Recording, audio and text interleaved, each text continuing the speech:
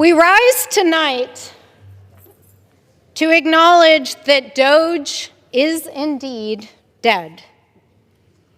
Mr. Speaker, the scandals, the gossip, when New Mexicans tune in to see what is happening here in Washington, it feels like they're tuning into an episode of a reality TV show rather than another day in the people's house. But the messiest house isn't an overseas villa, it's the White House. The president has a lot of messy friends and a lot of messy breakups. But the biggest breakup of all was the breakup between President Trump and Elon Musk 1 year ago. One day, Elon is sending a love letter of hundreds of millions in campaign donations to the president's campaign, and the next, he's wondering where it all went wrong.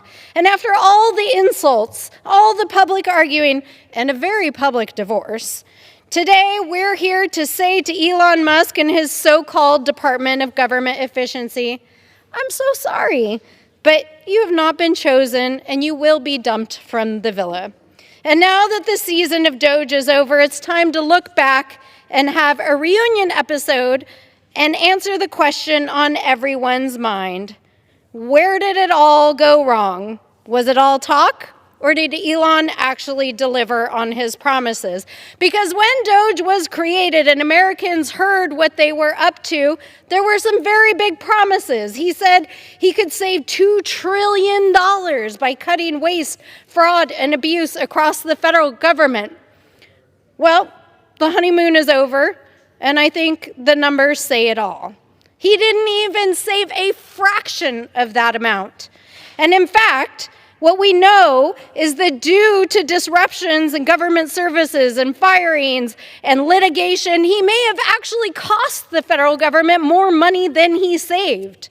In fact, here's what we know about DOGE's impacts. Large-scale loss of experienced federal employees.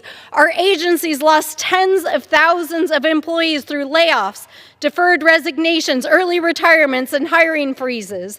They reduced the institutional knowledge of generations across our agencies and made it impossible to do basic functions that our communities needed.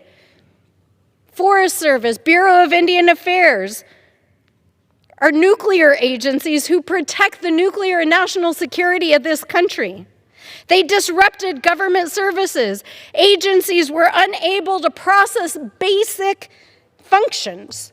They attacked your Social Security. They laid off thousands of veterans across our federal government who had served this great country and given their sacrifice in service, only to find themselves eliminated by a cheap date in the West Wing.